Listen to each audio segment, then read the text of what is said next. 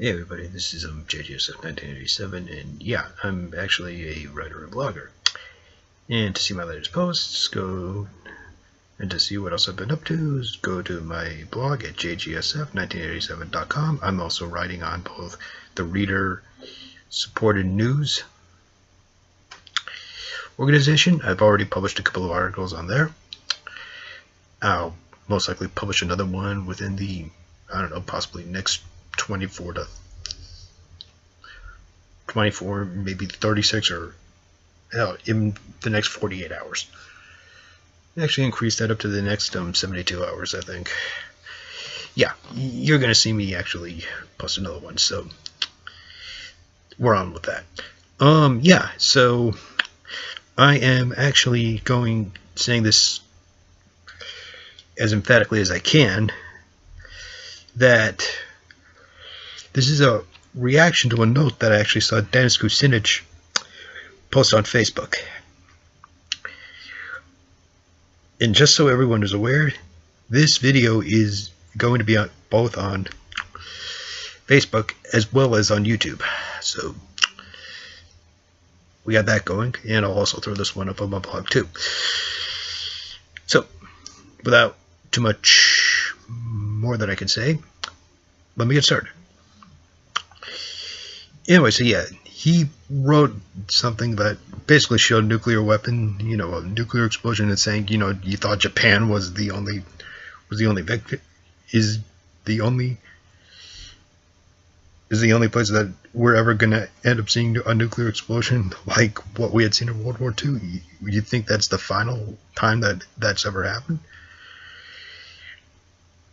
Yeah, not by any means. What has taken place over the past, I would say, approximately 70 years. And the reason why there hasn't been another, thank God, use of nuclear weapons in warfare. Well, that's a little bit of a quasi one, but anyway, you got the point. I'll go off and I'll explain that in a different video. Concerning possibly Saudi Arabia and some of its cohorts in the Arabian Peninsula, trying to deal with the thing in Yemen. I don't know. I don't know if it's 100% confirmed, or if that wasn't the case at all. I don't know. So that's why I'm not going to get into it. But yeah, that's sort of the quasi example that I'm going to say about that. But that's going to go. But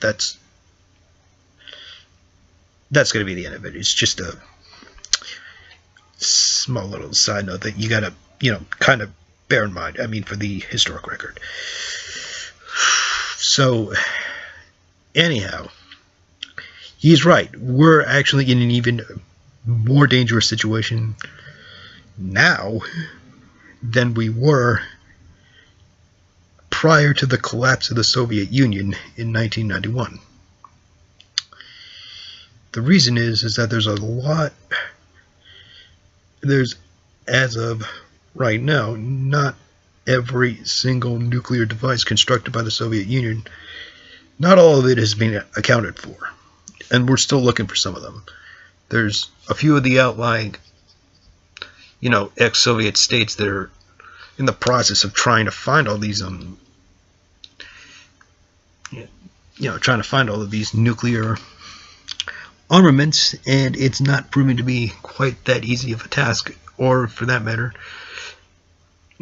where there's going to be a very big storage supply of, highly enriched uranium, or for that matter, highly enriched, or somewhat, or up to a fusion, up to where you can get fusion from plutonium. So there's that.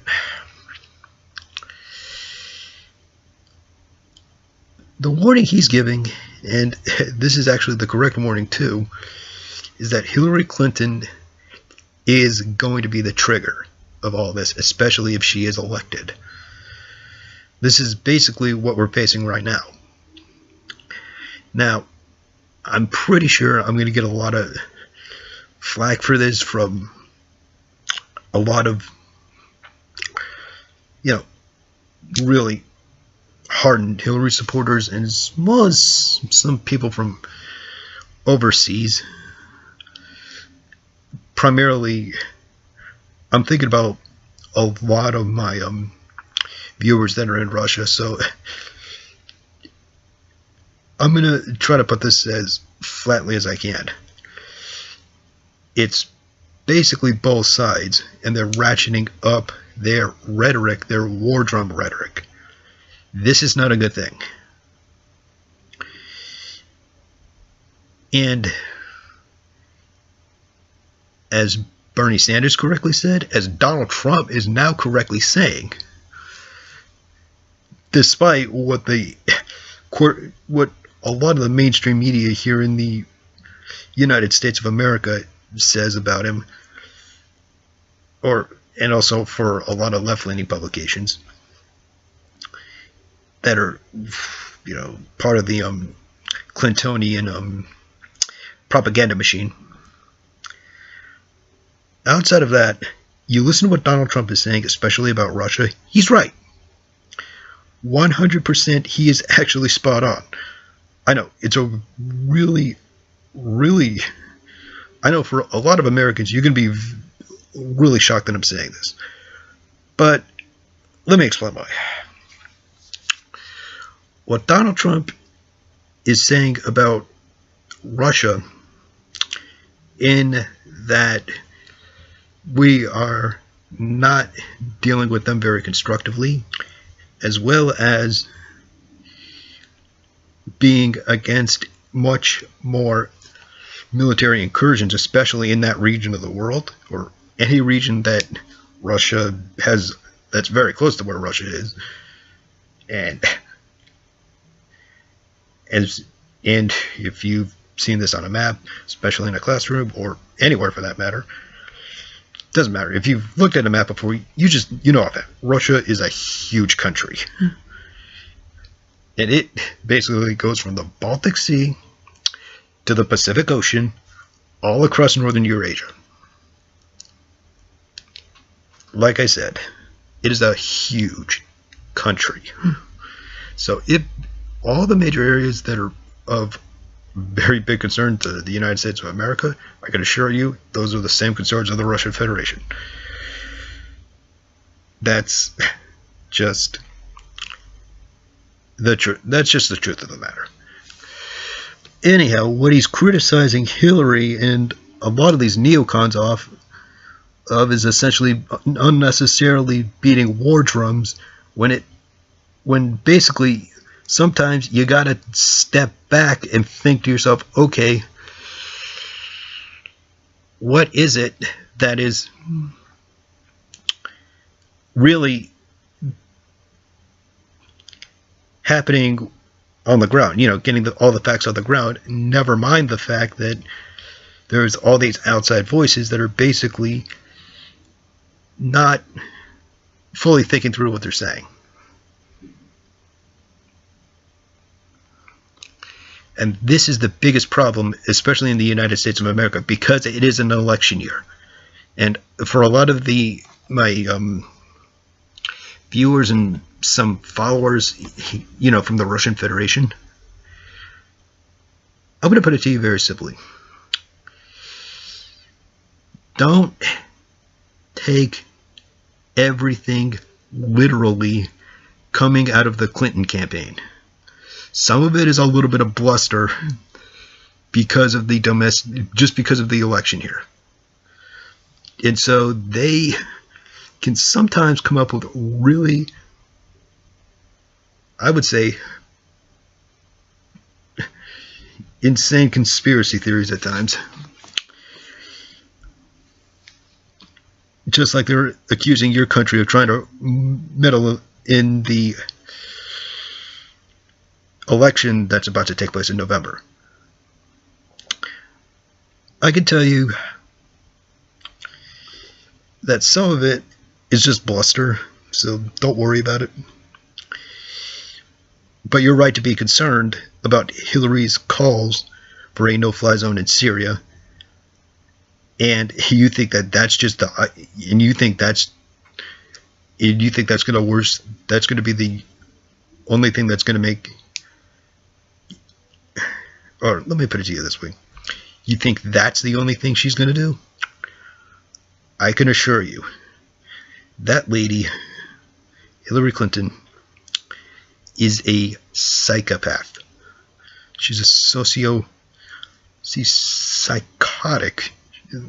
Basically, she's like a psychotic sociopath who should really not be anywhere near, and I'm saying near, the nuclear football. Look, and I've said this so many times, Donald Trump is too incompetent to be president, but I've practically made the case for that in so many videos at this point that I don't think I need to repeat myself here. So, going back to what I was saying before, that's right, is that you're absolutely correct for being very alarmed about Hillary Clinton. That's correct, because she's also listening to the same people that started the whole bullshit in Iraq, who was pushing even more strongly for the expansion of NATO, basically right up to your front porch.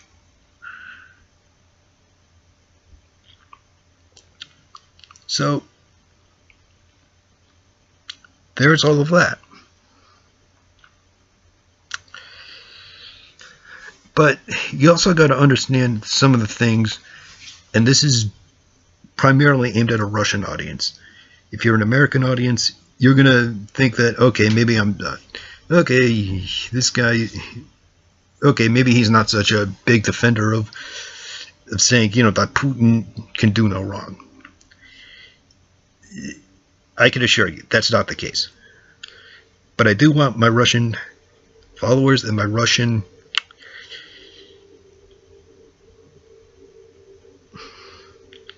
and a lot of my Russian subscribers, especially those of you who follow me on Twitter, who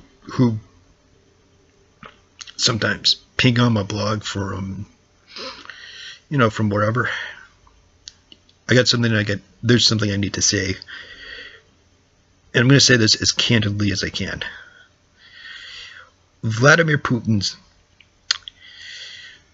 aggressive rhetoric is really not helping Russia's, I would say, Russia's overall case and overall point. It's not going to help. Putin's aggressive rhetoric is going to basically, if he can basically prove Hillary's point that Russia is this aggressive expansionist trying to start wars of aggression, and it's something that not only needs to be reined in, but it needs to be totally annihilated. This is basically the rhetoric from the Hillary Clinton campaign. So I'm going to say this with a straight face to you. You're actually helping Hillary's campaign here. And you're also helping the American war machine. You need to say to Vladimir Vladimirovich that there needs to be some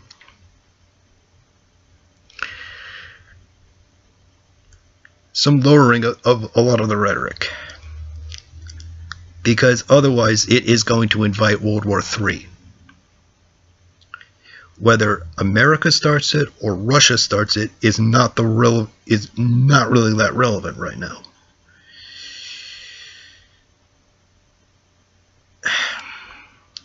And I want you to also understand a lot of this coming from the American standpoint. And like I said, some of this I think is just absolute crap, as I've said in previous videos, because I hear you in criticizing U.S. foreign policy. I'm not a fan of it myself. And I do think there needs to be a lot of strategic rethinking before doing something completely and totally rash. I agree with you 100%.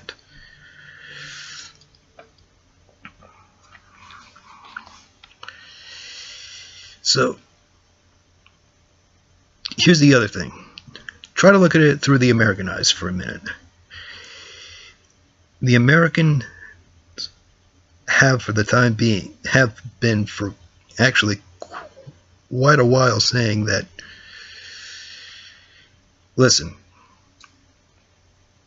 we may not be perfect, but we would love to basically at least try to keep a working relationship with you guys. But I know for you it's gonna sound like empty rhetoric, but I'm just getting started. The fact is that we're looking at the way that we see it is that, one, we have to now suddenly expand our nuclear shield to keep everybody in Europe from basically being a target of Russian aggression. You're actually making our case. You're not helping yourselves in this way because you're going to see more military hardware. And we see this as, okay, we need to, the way that you're acting, especially, I mean, your country is acting in the eyes of the American public. And I'm saying this because I've read something on Wikipedia, like about close to half of the public. It's not a majority. It's a somewhat high plurality, actually. About 49% of the American voting electorate, or the American population, views Russia as the biggest geopolitical threat because of it's trying to reclaim all of the area that was once part of the Tsarist Empire, or the Soviet Union for that matter, and is trying to make it so this way it can pull all of Europe into its sphere of influence, basically disintegrating everything that was order and progress. And that Russia is basically looking to destroy not only everything, but is looking to conquer everything too. And for us, this is going to mean, one, we're going to have even more nations clamoring for the protection of our nuclear shield. So if you don't want any more of our, missiles and such, look, we are trying to understand some of the history here. But when we have other countries, some of which you don't exactly get along with very easily, telling us that they need this,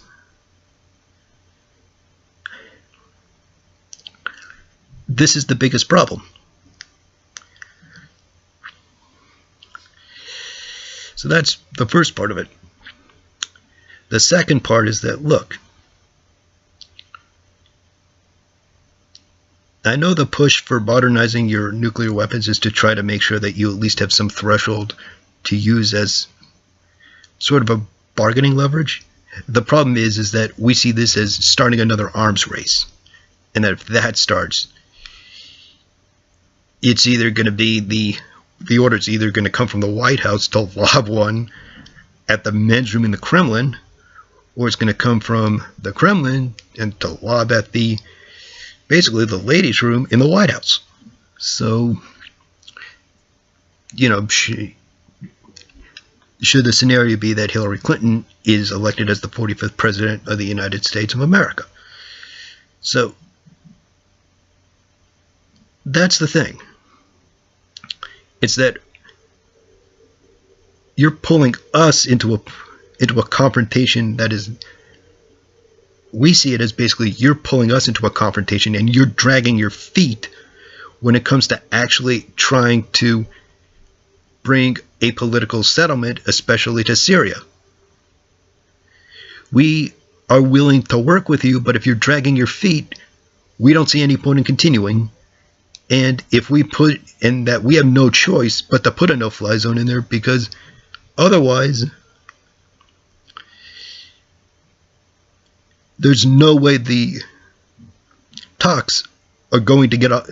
There's no way that anybody's going to come to the table or get the talks started. It's not going to happen.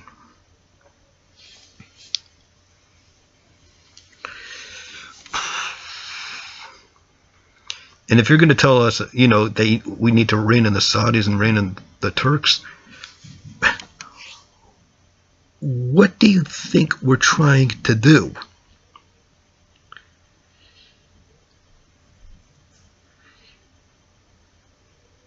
Well, that's sort of what President Obama is trying to do, at least currently, based off of what I've been seeing. That's number one. The second part of it is that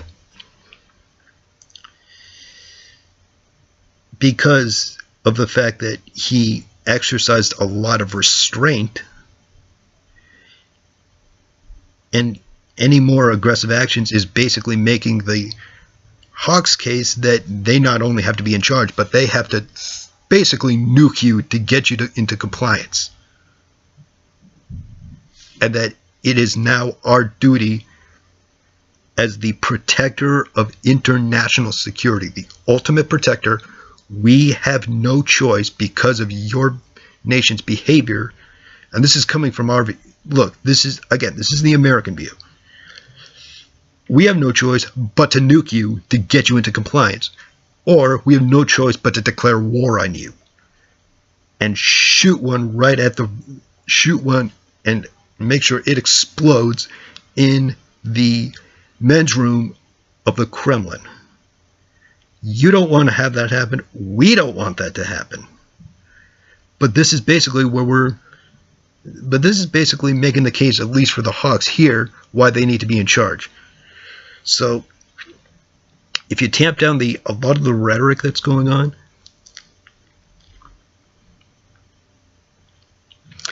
and by the way, even though we do not have a treaty of alliance with Ukraine, not like with the Baltic states, the fact is that even though I know offhand your point is very well justifiable, that Ukraine at this point is practically a failed state, and it has been a failed state since the collapse of the Soviet Union, your point actually has a lot of merit. So I'm not arguing whether or not that's true. No, it's a fact. However, if the attacks continue in Ukraine, or depending on what happens, or depending on the result of the elections, Russia decides that it is time to basically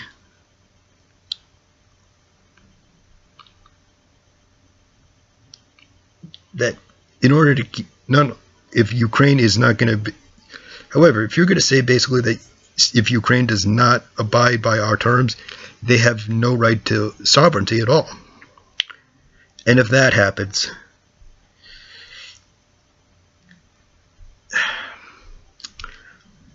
based at least on,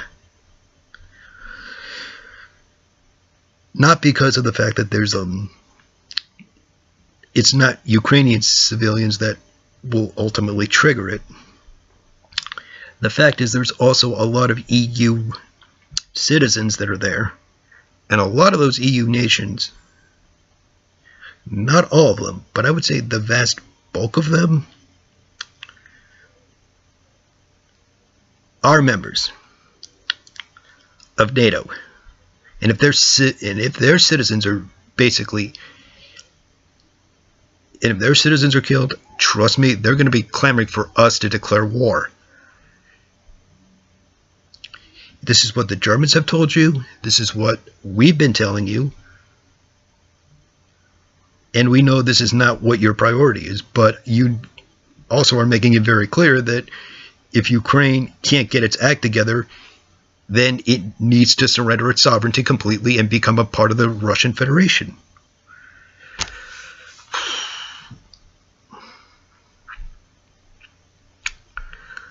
First of all, that's not going to go quietly.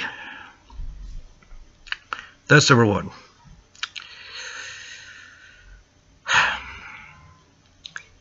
And here's a second thing. I know you and China are really tired of saying that, seeing that we're constantly putting even more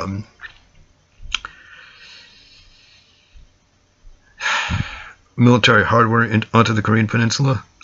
Look, let me put it to you as simply as I can from the American side of it. I hear your message that we're gonna we need to rethink what we're doing by putting in, all those THAAD systems into South Korea.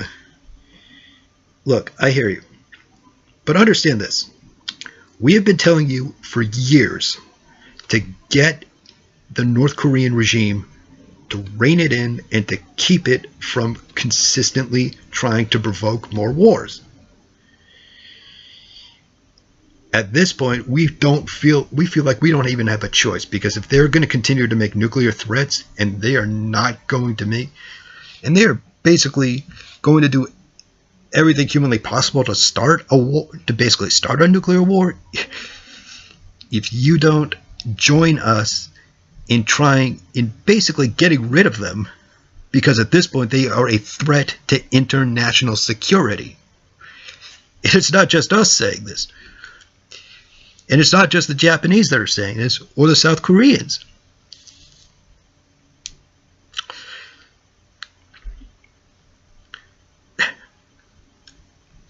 Think about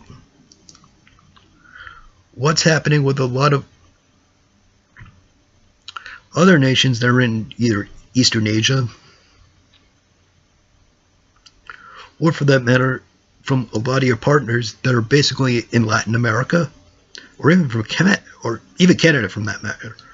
Even though I know Canada is a member of NATO, but that's a whole different matter. But you get the point. Because of the joint defense of the continent, NORAD, between the United States of America and Canada, this is something that our two countries have been telling you. This is what a lot of basically everybody from practically everyone from within Latin America,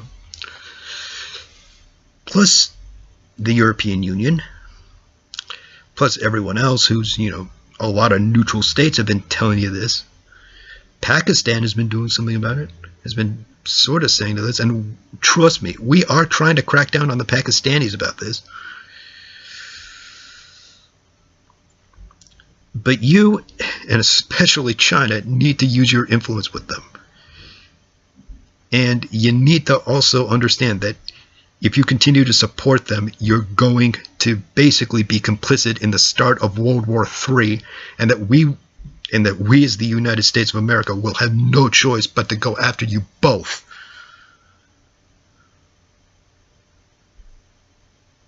For allowing this to happen. This is our view. And so if you guys don't play ball and you guys try to free ride with us, guess what? We're not going to tolerate it. You think that we're making mistakes and you want to come up with helpful suggestions? Fine. We're more than happy to look into it. Or when we ask you for another idea, just give us another idea, or just give us another thing to think, to use. And more likely than not, we'll try to implement that too.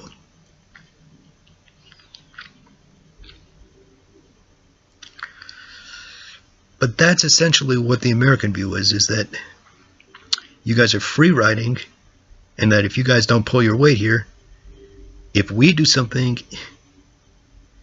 And if we have to act independently about it, I'm sorry. But from the American point of view is that if we need to act, we need to act. Just like with you and China. And it's all justifiable, but this is essentially what we're saying. So you and the Chinese, so basically the Russian and Chinese governments, or shall I say your governments for that matter, you know, your government, and especially Vladimirovich also needs to rethink what he's saying too, because he's playing right into the hands of the American hawks, and if they get it there, trust me, it is game over. Just wait, because Hillary Clinton will, I can guarantee you this on day one that she is in there, she will not only seek to impose a no-fly zone, but she will also give an ultimatum to both. I mean, this is not just in Syria, but she'll also give you an ultimatum about North Korea, either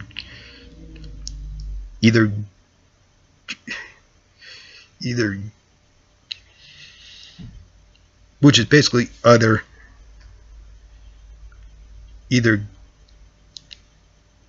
get all your influence together or get all your leverage together and either use your leverage to basically force the end of all the nuclear threats from North Korea,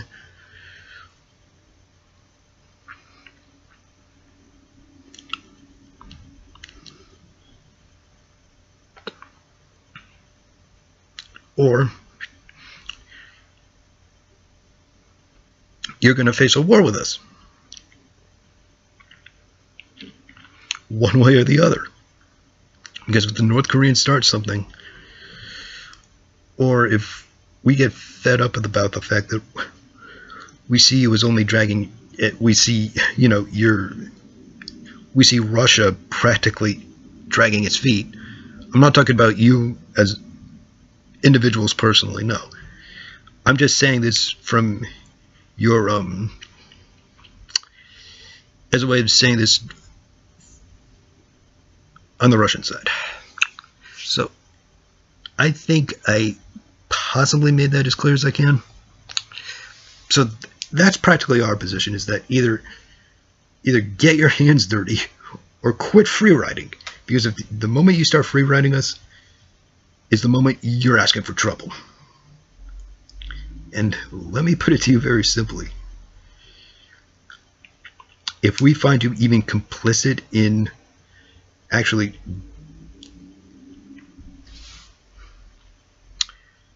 and if we, you know, find anything, any kind of intelligence about the fact that you've been complicit in actually egging them on to do it, trust me, you will see nukes coming your way, and you will see a declaration of war from us. I want to make that very clear here. Now, to my American audience, I know I sound a little accusatory like that, and there was a lot of harsh stuff that I've been saying.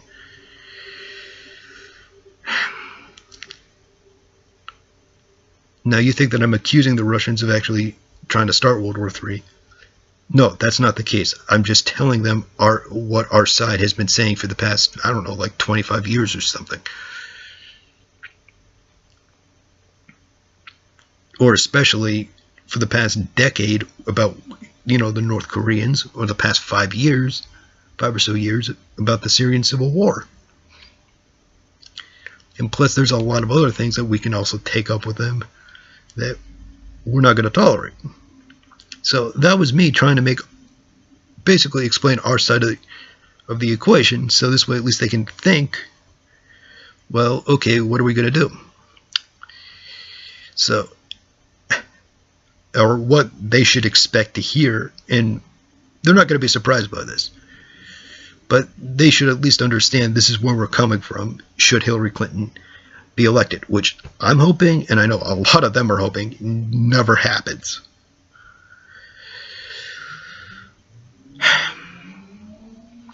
I have my own reasons for not wanting Hillary to be president of the United States of America.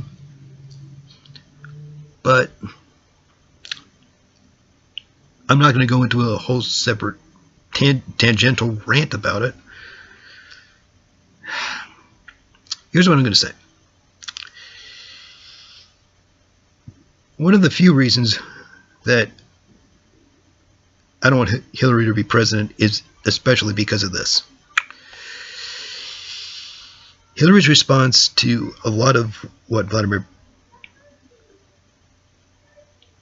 Putin's directives have been in terms of Russian foreign policy, and are what a lot of us, us as we as Americans have been saying against Russian military aggression, and that it should not go unchecked. She's right, but she's going about it the wrong way. You don't threaten military force with that. There's no point with it. You need to sit down with Putin, and that is what Donald Trump has been saying. That is also what Jill Stein's campaign has been saying, and that's why I'm actually backing Jill Stein. I'm not going to back Donald Trump because, look, I've said it, like I've said in so many videos, Trump is incompetent. The fact that he's also a bigot is another thing. But yeah, those are the top. Number one, yeah, he is a bigot, and number two, he's incompetent. He's basically like the emperor with no clothes, and that's actually not a very inaccurate assessment of it.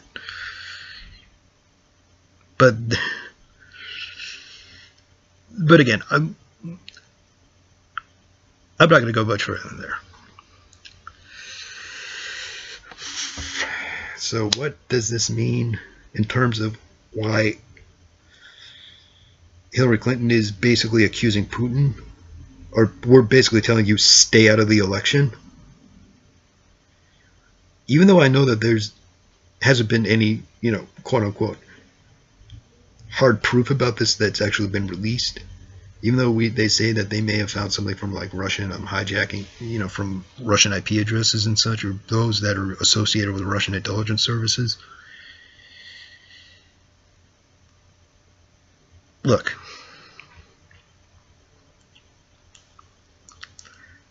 think about what we went through back in 2012 when Benjamin Netanyahu absolutely inserted himself unapologetically into our domestic politics, especially at the time that President Obama was running for re-election. How infuriated was the American public that happened, especially the American Jewish community?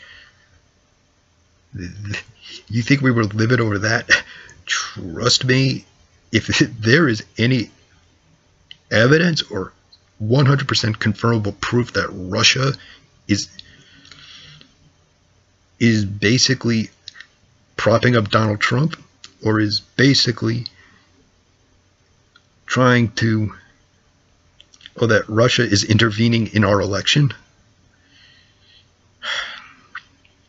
the outcry from this, especially now, we understand your point of basically saying, if you don't want us interfering in your elections, don't interfere in ours. And that's justifiable. But here's the thing. Just because we did do it, and we did that, and so it makes you think that you have the right to do it back. Look, we were wrong about it, and we are wrong to be doing it. However, that doesn't give you the right to do it. Just because we don't have the right to do it, and the fact that we are doing it, we know what your point is. But the problem is, you're basically inviting the ultimate catastrophe if, or shall we say, when someone can find some solid proof about this, about, about the fact that there were hacks into the DNC that they're trying to trace back over to Russia, and they're making all kinds of accusations about right now in the media, and they're trying to whip up a lot of anti-Russian frenzy. If there's something that we in America sometimes call the smoking gun, you're looking at the start of you're looking at basically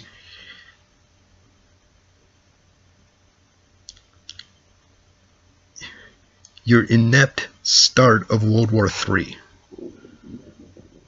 Because a livid America, look, this is, again, to the Russian people, this is not for Americans. You may be bigger than we are, geographically. That's correct, you are. But we have twice or slightly more than twice the number of people that you do in terms of a population. So your best bet is to try to stay out of this and keep a low profile.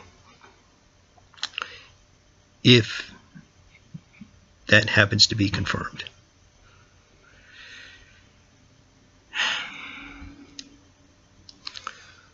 Well, I know why even if there is any Russian involvement, and whether or not there is not entirely relevant, and this is actually to my American audience.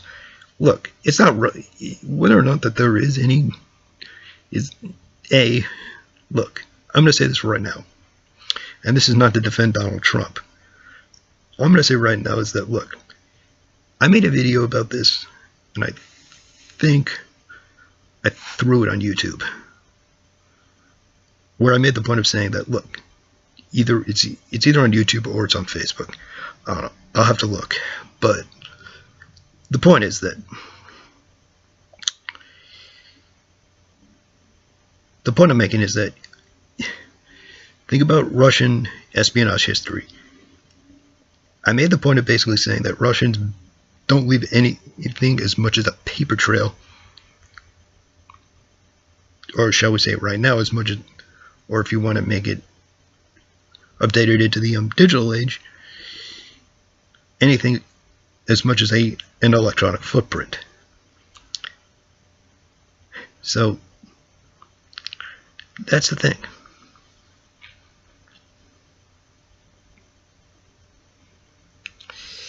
As for now, the whole point that I'm saying is that you think that Donald Trump that Russia is involved in this and trying to get Trump elected, blah blah blah blah blah. Look, whether or not that's the case, it's actually not that relevant. That's not exactly the debate that's not actually the discussion that we should be having. That's just the Clinton campaign trying to deflect attention away from the DNC. It's a common campaign tactic. So don't buy it. And even if that was the case, that Donald Trump is getting,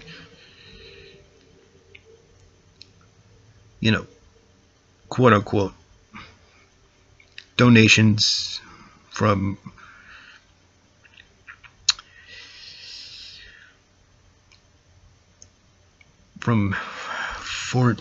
foreign citizens, non-U.S. citizens, donating to him. Well, let me just say this with a straight face.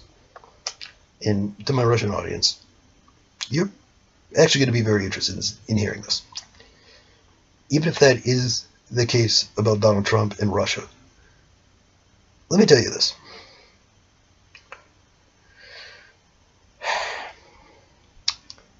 Think about Hillary Clinton, and think about who is donating to her via the Clinton Foundation.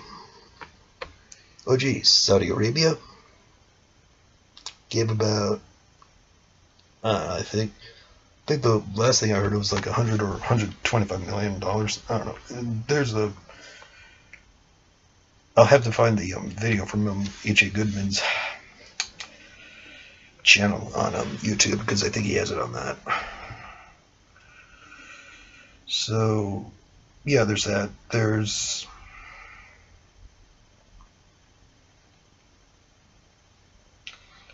And let me be very clear. The Clinton machine has been notorious for flouting campaign finance laws for the longest time. I mean, think back to the 1990s, and think also back to and also back over to the vice.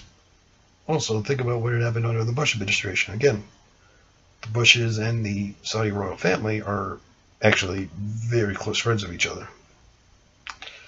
Now, whether or not that was the case or not, I'm not going to go there, but my point is that, and this is to anyone that's supporting Hillary Clinton, your candidate is not exactly squeaky clean either, so don't even go there. There's one thing I would like to say that I think needs to be said straight away. That is just blatant hypocrisy.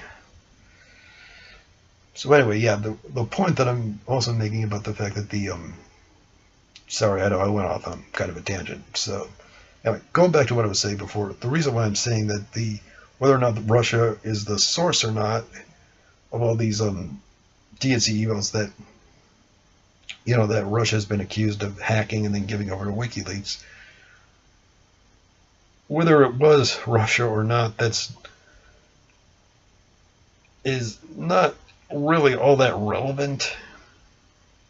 It's a distraction away from the fact that they're trying to deflect people from actually thinking about, wait a minute,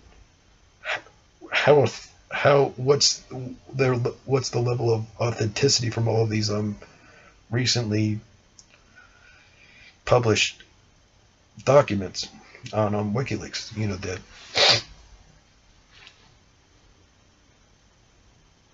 the major online whistleblowing website.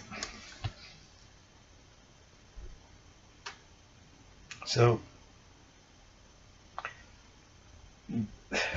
that's what that is.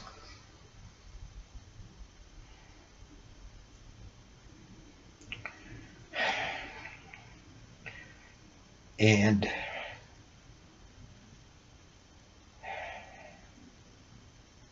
this is why I'm saying to my fellow Americans that if you're going to look, I'm going to say two things. Number one, and again, for any Russians that want to pipe into this, feel free. If you got any questions, I'll be more than happy to answer them. And I know I was a little harsh with you guys earlier. Again, I want to apologize. I'm just trying to explain. Again, it was me trying to explain the American side of it. I don't believe all of it, personally, because, again, I think that there's some things that need to get changed around, as do a lot of other Americans, but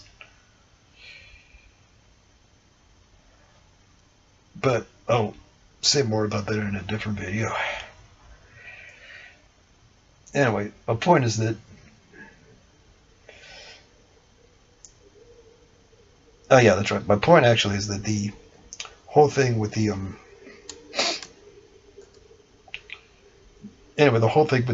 Democrats and or actually why the lesser two evil paradigm is actually complete and total crap is for a couple of reasons. Number one, there's more than just either Donald Trump and Hillary Clinton, or Hillary Clinton for that matter. But let's say, for argument's sake, you're gonna take that argument into consideration for figuring out which one of the, at least so far, only two major party candidates that will be facing off against each other in November. I'm not talking about the third parties here.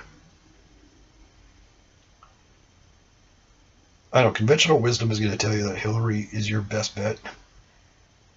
I can absolutely tell you, despite the fact that he's absolutely running a con job and that he's basically going to run this country into a ditch as it is, and that he's basically using it as a means of, giving himself a bigger tax break, as a means of basically bringing back Jim Crow, as a means of, basically undoing the entire 20th century, for that matter. We're actually undoing everything prior to, I would say, about 1860 or so.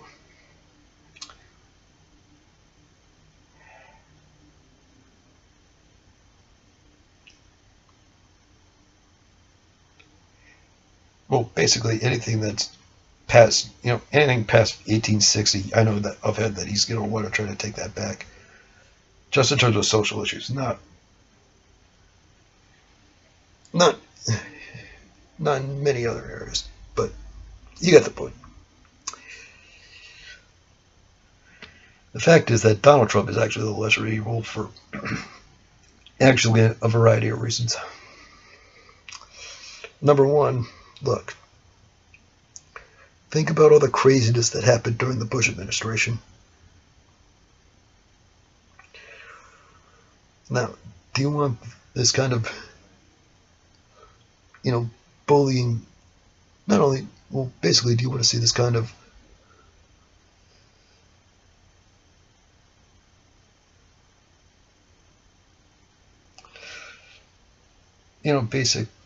basically picking, you want to see all this domestic picking of,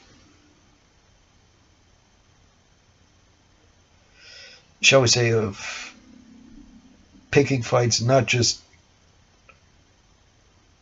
using divide and conquer here, but also picking fights all around the world in tandem with that. Oh, hold on. Yeah, sorry. Yeah. Look, if I had to,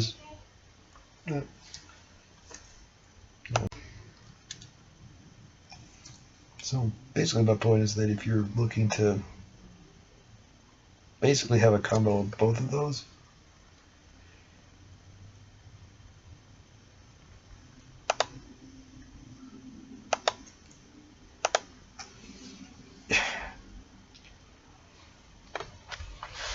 or having that split in half, where they're picking fights abroad just like they're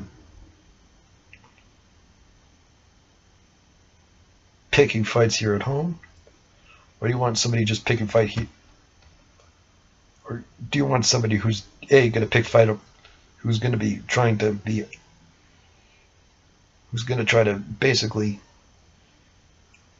work for everybody's rights here at home, but pick fights abroad? Or do you want somebody who's going to pick fights here at home, but is going to lead,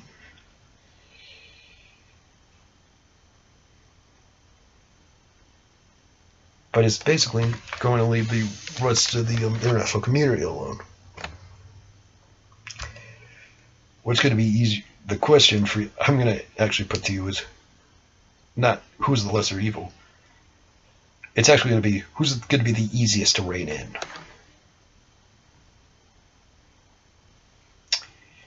Think about that for a second.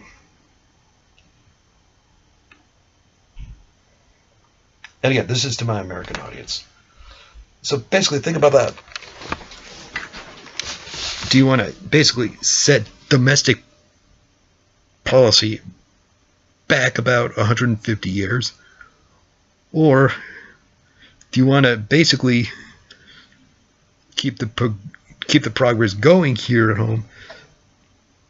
Or basically, do you want to start World War III?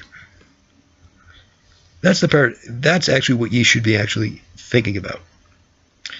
What's going to be easier to rein in? Due to the historic record, and I'm talking about our own historic record here, it's actually surprisingly people that are in Donald Trump's camp.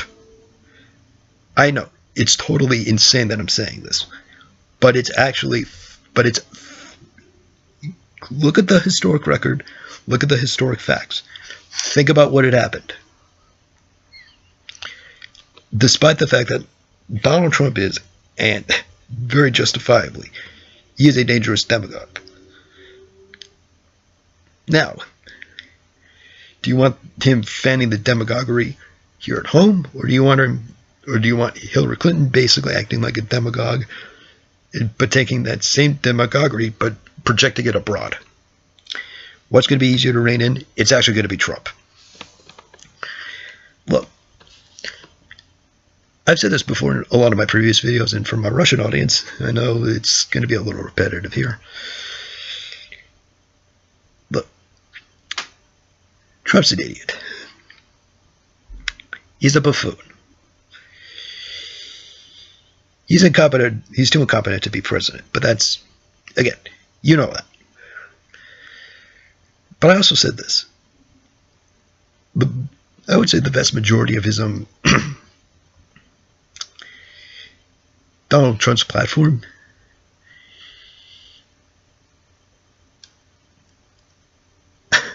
I'll be generous in saying this. He'll be lucky, and I mean literally lucky, if he can get 5 to 10% of that actually enacted. Because there's a lot of things that the Republican congressional leadership knows that the moment it's enacted, our nation completely loses its international credibility.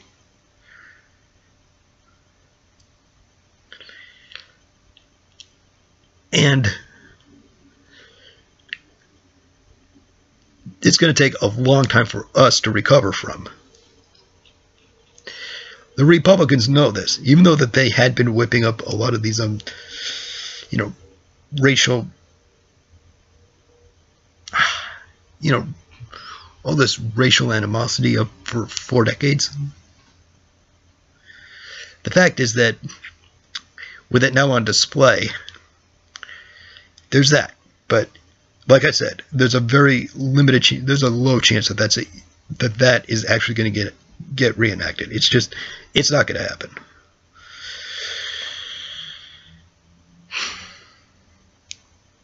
And the Republicans know this because it'll basically cost their party its entire credibility. So Republicans know this. They're not going to bother with it. Which is why right now they're trying to distance themselves from Donald Trump. Because he's beholden to no one. He's accountable to no one. The only person he's accountable to is himself. But the rest of but all the other Republicans that are basically like running for office and such, they are accountable to somebody. They're donors. And the donors are not happy about this because they have no influence over Trump. The only thing that is going to have any kind of influence over Trump or have enough leverage when it comes to dealing with Trump is actually the American people. It's going to be a lot harder to rein in Hillary Clinton, especially because a lot of these same Republicans that are distancing themselves from Donald Trump, these are the same people that are going to be egging on Hillary to be doing all these kinds of crazy charades and trying to manufacture crises that way. That's why I'm saying is that if you put Donald Trump in there, it practically pushes that back. And I know, the Supreme Court, blah, blah, blah, blah, blah, blah, blah. Look, even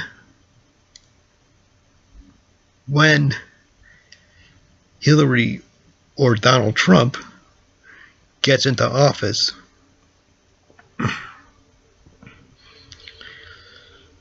that's not the relevant question here.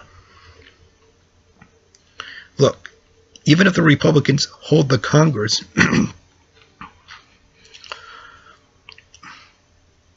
after November's election,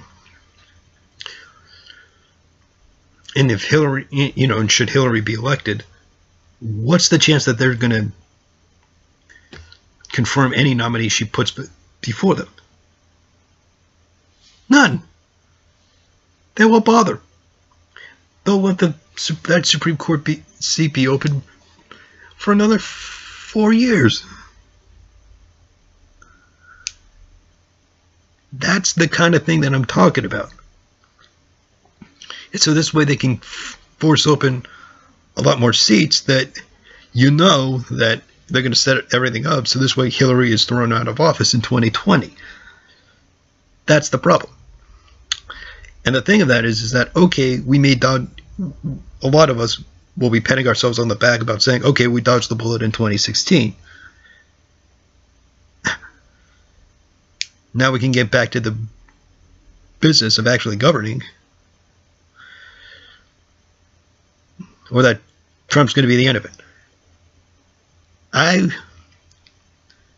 seriously advise against that position. That's complacency, and that's not a good thing to have. Because what's to say 4 years from now, there's going to be another demagogue like Donald Trump, or even if it's not Trump, you know, a Trump-like figure that comes out again in 4 years from now, or 8 years from now, or 12 years from now, or whatever. You get the point. That's the thing that we're dealing with. So I would say, essentially, let the Republicans do what they're going to do. We'll nip this thing in the bud in 2018. There's a good chance that's going to happen. At least we're going to try to.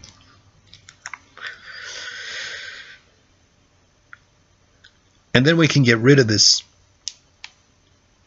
you know, this big bonehead known as Donald Trump.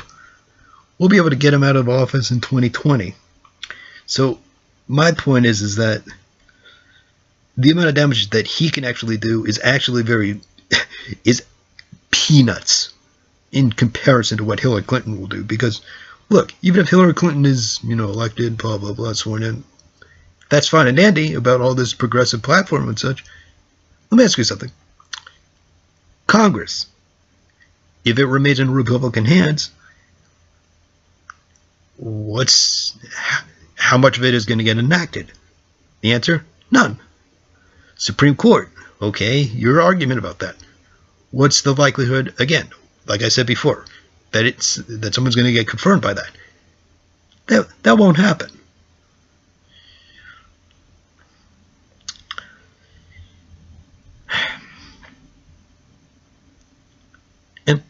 But the real icing on the cake actually is the third thing I'm about to tell you. None of that is going to matter. None of it is going to matter for one reason. Because Hillary, while trying to placate everybody here at home, you know, with this and that and whatever, you know, because of the deal that she struck up with you know, Bernie Sanders, you know, prior to him, prior to him bowing out. I know there's going to be a lot of you saying that, you know, that he's a solid, blah, blah, blah, blah. I'm just going to say for the record right now, he's not a solid. And actually, I would encourage you to watch one of H.A. Goodman's videos actually about this, where he states correctly that Bernie Sanders, had he stayed in there and not bowed out when he did, or had not endorsed Hillary when he did, he would have a lot less leverage now, or less of a, or he would not hold as much influence down into the future, even if he destroyed the entire Democratic establishment, which, like you, I agree, he should have done. But like, I feel like that needed to happen. The problem is that the media and everybody else would be basically undercutting him, or basically making the case to vote for Trump, even though the fact that Bernie Sanders was clearly the candidate we needed. Anyway, that being said, the fact is, yeah, even if he had that, there was no way any of that was going to get enacted.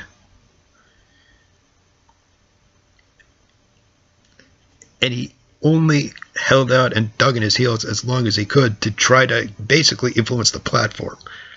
Which is, the fact is, he said from the very beginning, it's not about him. This is about basically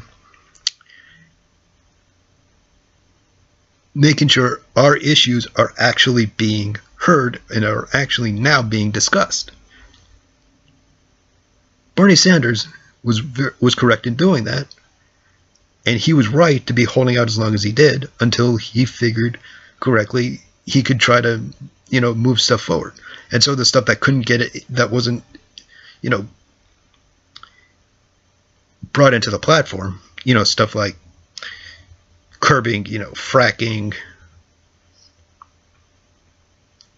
and all that, and also trying to keep stuff like Monsanto trying to rewrite all the, anti-GMO and such. Look, the fact is, those issues are now still alive, and he is pushing them. And because he bowed out when he did, by, basically playing ball with them, guess what he now has? He has, right now, a lot of leverage.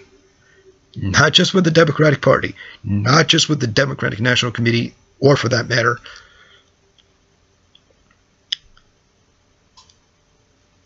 the entirety of the Democratic Party as a whole. There's one person, or possibly two people at most, that Bernie Sanders is going to hold a lot of leverage with. And that is Hillary Clinton. Now, Bernie will basically do what he can to try to basically rein her in. But the fact of the matter is, a lot of Democrats actually won't. And that's something that everybody needs to bear in mind. And when it comes to Republicans, one scandal after another, blah, blah, blah, blah, blah. Look, scandal or no scandal, that's irrelevant.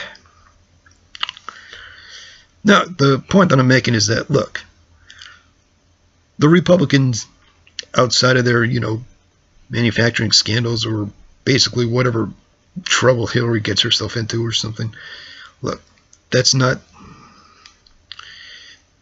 part of my overall point. My point is basically they're going to egg her on, especially when it comes to enacting the TPP and all of that. Bernie Sanders is going to be pushing for that to nix that. The fact that wasn't put in the platform is a little disturbing, or is actually very disturbing. So yeah, there's that. And I'm going to cut this little tangent here.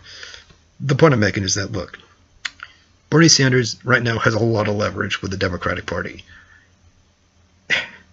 He would not have had this leverage had he continued. If it wasn't for from the party establishment that would have tried to sink him, the other ones, it would have been the media, who was in Clinton's pocket the entire time, by the way, and still is actually. They would have turned on him not only on a dime, but they would have actually been pushing for Donald Trump to be president. I've been making the case that basically by nominating Bernie Sanders, the Democratic Party has completely shot its own credibility because they can't play ball with anybody anymore. And think about that, and think about how a lot of the progress that we need to be a lot of the changes that we need to be making, that could not have happened.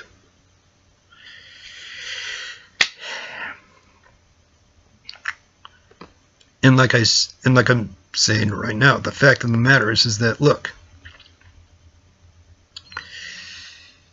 Hillary Clinton, even if she runs on the most progressive platform that anybody could come up with, that's fine and dandy. The problem is, not only will it never get enacted, well, not only will it mostly not get enacted, the other part of it is that, guess what? All of that is going to basically go run on the back burner, because the first thing she's going to do is she's going to focus on foreign policy, not so much on domestic policy. And look, as good of a speaker that Bill Clinton is, the fact is that there's going to be a cloud over the White House, and basically no one's going to take them seriously.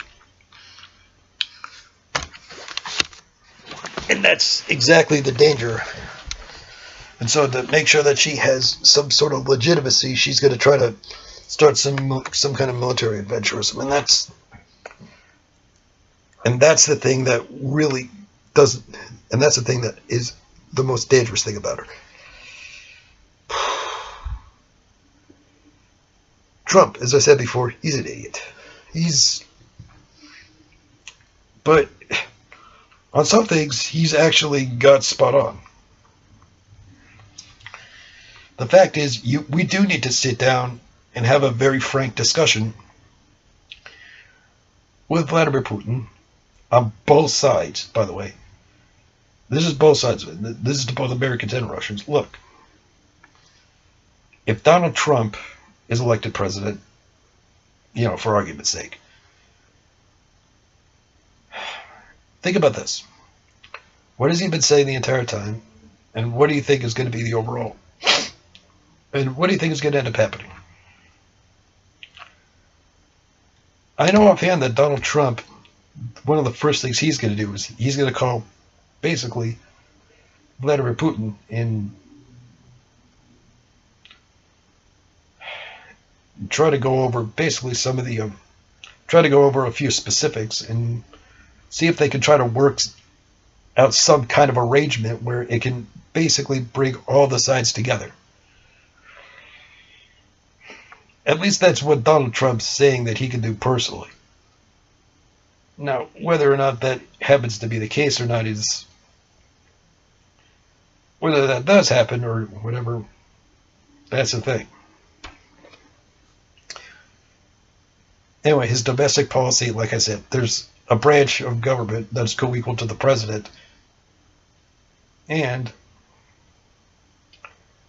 to the Supreme Court. It's called Congress. And like I said before, congressional Republicans, if they're so concerned about the fact that they'll basically lose their own credibility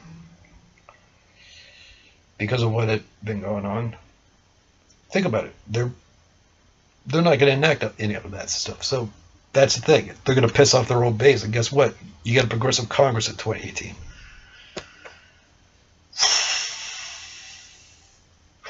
So actually, we'll be able to,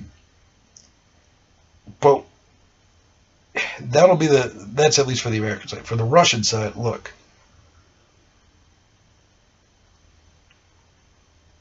even though Donald Trump is not helping his cause, at least in terms of making himself look like a big idiot, for that matter, look, here's what I'm going to tell you.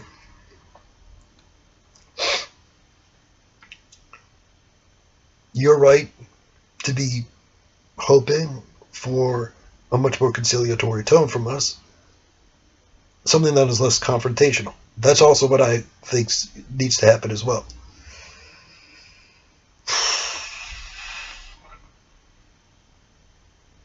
Based off of what I've heard from Trump, that is sort of what's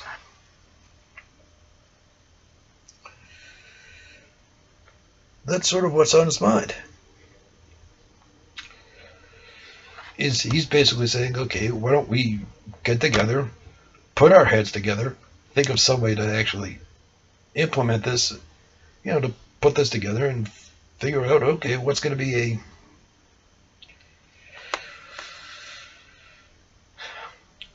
basically what's going to be the most feasible means of actually trying to resolve it rather than trying to escalate it. Hillary Clinton, all you're going to get is escalation and possibly the outbreak of World War III. That's how a lot of Americans are. The fact that Hillary herself is also very duplicitous about a lot of this stuff. I mean, yeah, there's that. Anyway, yeah, I don't. It's been going on for. I've been making this video for about an hour and a quarter. Sheesh, it's longer than my other long video. Anyway, so I'm gonna kill it here, man. And also to my fellow Americans, actually, there's one other point that I'm gonna make.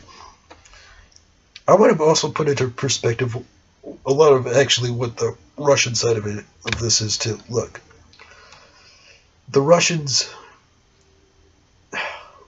actually have a number of very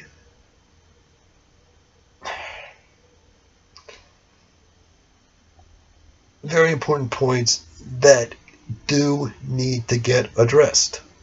Number one, their military has been practically taken out of all the former Warsaw Pact states,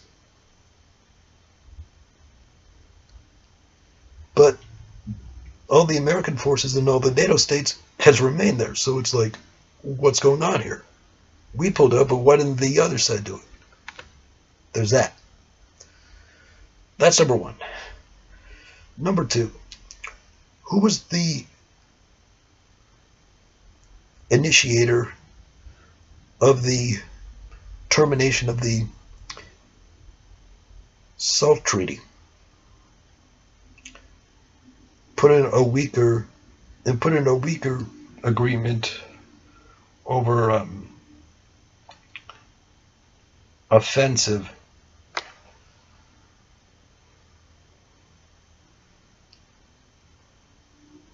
arms reduction.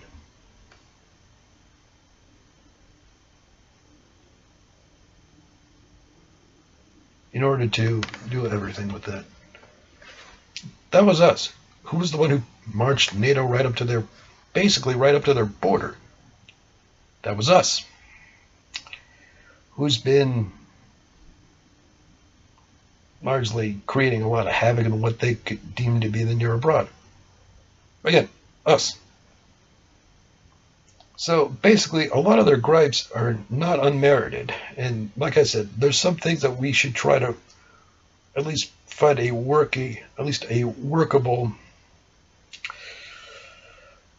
We should at least try to find a workable agreement that can basically assuage a lot of that. Which is why also with all these missile defense shields, I mean, look, for them, it's an absolute threat. And so that's why they're saying correctly that at whom is this alliance?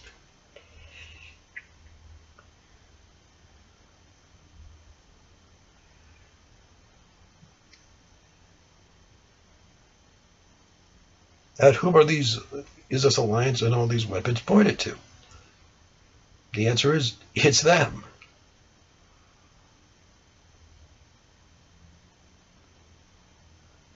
So try to understand it from them. They're basically saying that they feel really threatened, and so let's try to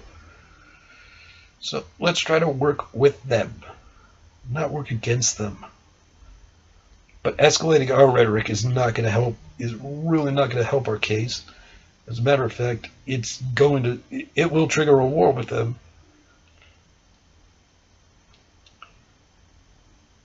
And if that happens, it's game over. So at least try to work with them.